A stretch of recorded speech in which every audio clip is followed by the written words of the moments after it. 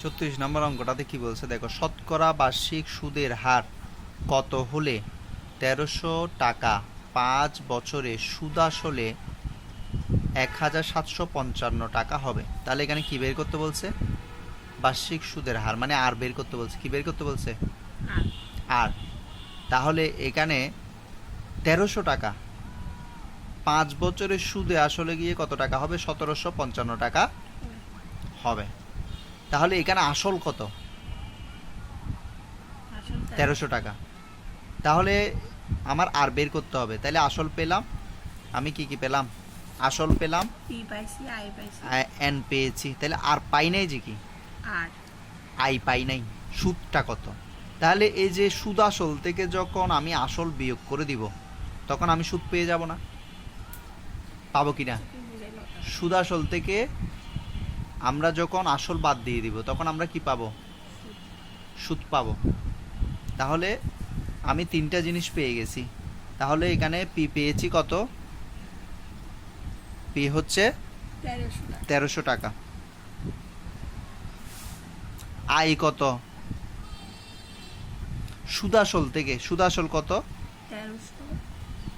1755 টাকা থেকে আমি 1300 টাকা বাদ দিলে, না আসলটা যখন বাদ দিয়ে দিব আর বাকি অংশটা হচ্ছে কি? সুদ। বাকি অংশটা কত? সুদ। এটা হচ্ছে 455 টাকা। এটা সুদ আসল, সুদ যোগ আসল। আর এটা যদি না বুঝো তাহলে এ দেখো, সুদ আসল মানে হচ্ছে পি যোগ আই। এ আসল সুদ, এটাকে বলো যে সুদ আসল। আসল যোগ সুদ সমান কি? সুদ আসল। তাহলে সুদ আসল কত টাকা? 1755 টাকা। এখান থেকে আমি পিটা বাদ দিয়ে দেব, তাহলে আর কি পাবো? তাহলে আমি যখন এখান থেকে পিটা বাদ দিয়ে দেব তাহলে আমি কি পেয়ে যাব? সুদটা পেয়ে যাব। তাহলে সুদ আসল হচ্ছে কত? 1755 টাকা। তাহলে আসলটা বাদ দিয়ে দিব। আসলটা কি করে দিব? বাদ দিয়ে দিব 1300 টাকা। তাহলে আর বাকি পাবো যে কি? সুদ। সুদ কত? 455 টাকা। তাহলে এরপরে বছর বছর দেয়া আছে। বছর হচ্ছে কত? 5। বছর হচ্ছে 5। তাহলে একদম ইজিলি আমি অঙ্কটা করে ফেলতে পারবো। তাহলে আর এর সূত্র, আর এর সূত্র আমরা জানি। আর দিলে কি হবে?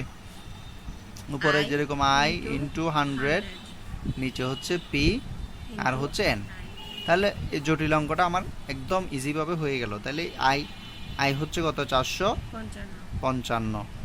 তারপর উপরে 100 আর পি হচ্ছে 1300 আর এন হচ্ছে কত? 5। এবার ক্যালকুলেশন করে যেটা আসে এটাই হচ্ছে উত্তর।